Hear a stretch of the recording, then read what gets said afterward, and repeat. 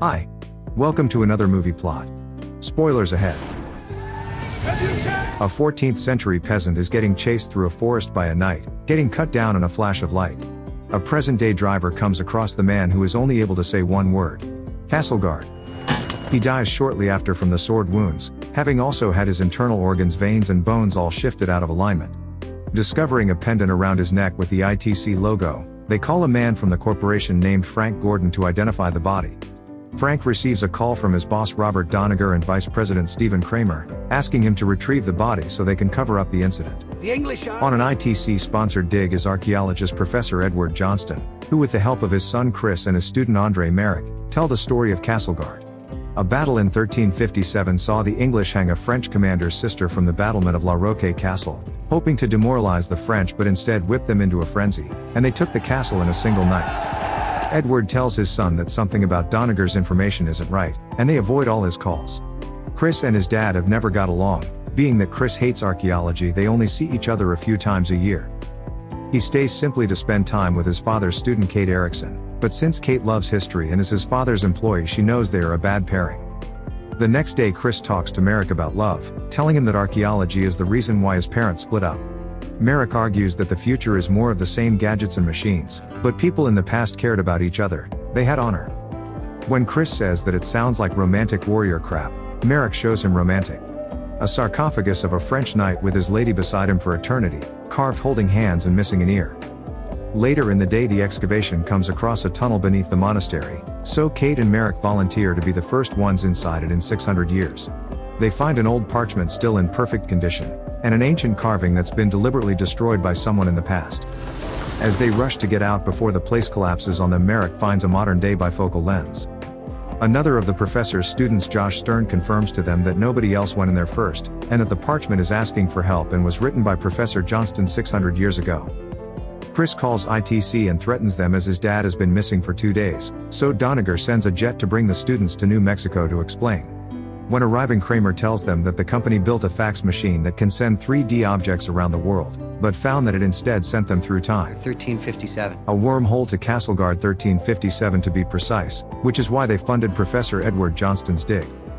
Doniger says Edward insisted on being among the group of people they send back, and tells them that he needs cultural experts on the time period to help rescue him, casually leaving out the part about their veins eventually disintegrating. Doniger also plans to send Frank back on a private mission to kill a man named Decker, Frank being the person who left Chris's father there in the first place. He is also bringing 2 Marines on the mission named Bill Barreto and Jimmy Gomez. Only Kate, Merrick and Chris agree to travel back in time, while convincing another of Edward's students, Francois Dantel, to join them as he can speak French. He agrees to it knowing that Chris's father would do the same for him. Thank you. They all don appropriate period clothing and receive special markers that will return them to the present when pressed, but burn out after 6 hours. Josh stays at ITC headquarters while the rest stand on a platform getting encased in mirrors. As the machine is turned on, they are blasted back in time to 1357 France, where they find themselves almost drowning in a creek but all manage to make it out alive. A French fugitive warns the group of approaching English cavalry, and most manage to hide before being seen, except for Gomez, who is slain by the English commander Sir William. And Bill, who brought a grenade in and is shot by a rider while trying to pull the pin. He is transported back to present day to die, where the grenade goes off and destroys the time machine, leaving the rest no way home. Merrick leads the knights away from the rest of the group to give them time to escape, and finds a hole to hide in that's also being used by the French fugitive. Before the English can find them, the French soldiers arrive and ambush the Reds.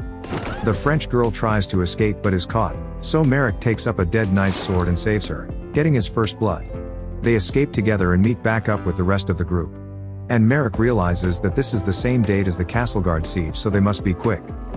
But as soon as they try to find a way inside the keep, they are captured by English forces as the French girl escapes.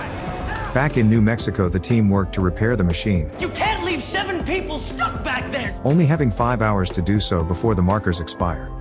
Brought before Lord Oliver Devon, the group is questioned until Oliver hears Francois' accent. He teases him by making him translate "Je suis un espion." When Francois replies, "I am a spy," he kills him. The rest are all thrown into an attic where they find the professor already being held, having been thought to be a spy by Oliver. He tells them that the only way he survived was promising Ali a weapon that can win him the war, Greek fire, which burns hotter the more water you add to it. Needing a larger clearance around them before they can use the markers, they begin looking for a way out, as Merrick sees the English have recaptured the French girl. Since Kate is the lightest weight and best climber she is chosen for the plan, she kisses Chris and climbs out a small hole in the roof. She sneaks down to the guard's room and catches her first body, before freeing the rest of the team and allowing them to stomp another. As the group escape, Merrick leaves them in hopes of freeing the French girl, and having trained with a longbow, kills his second. Just as he gets to her cell, William shows up, and begins hacking through the door as they break a hole through the wall and escape. Merrick uses the river to take her downstream until eventually coming across the French, where he learns that he just freed Lady Claire, the woman supposed to be killed by the English tonight, and rallied the French. She takes him to the leader of the French army, her brother Lord Arnaud, who speaks of raiding Castleguard tonight and warns Merrick against returning. Just keep her close. He ignores this warning, kissing the Lord's sister and riding off to save his friends. But is soon caught by the English down the road, where William removes his marker and takes him hostage, also ambushing Claire and Arnaud's party.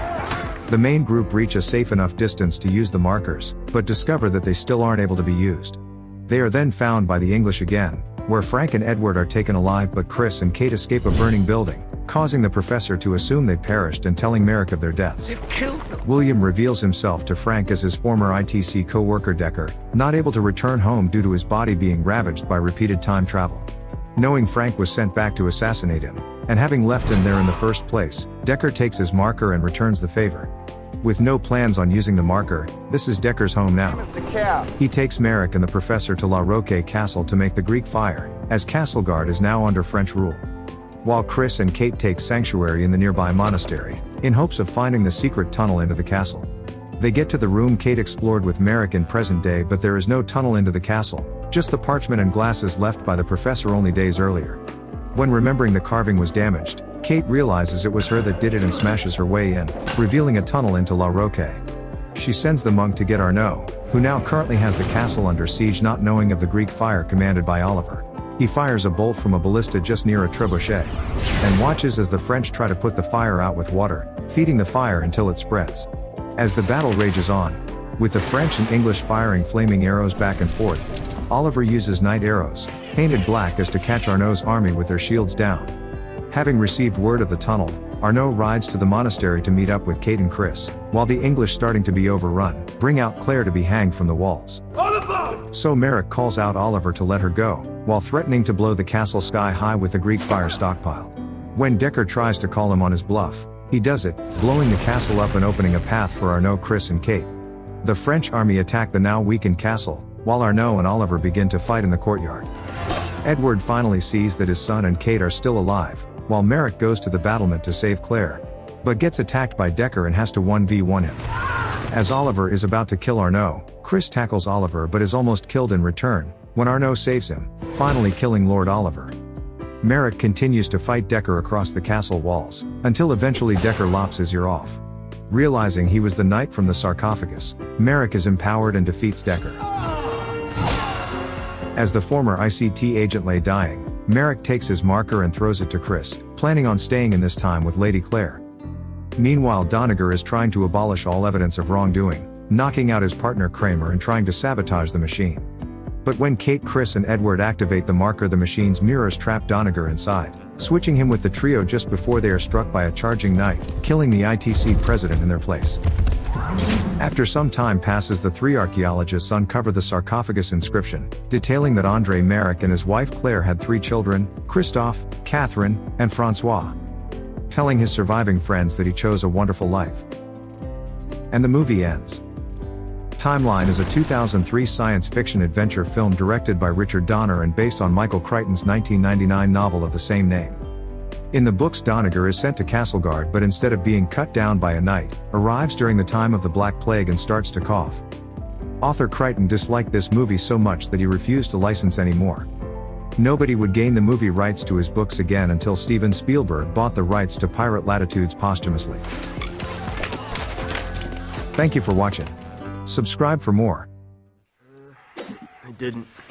So how does it feel being passed over for 600-year-old ruins? Shit.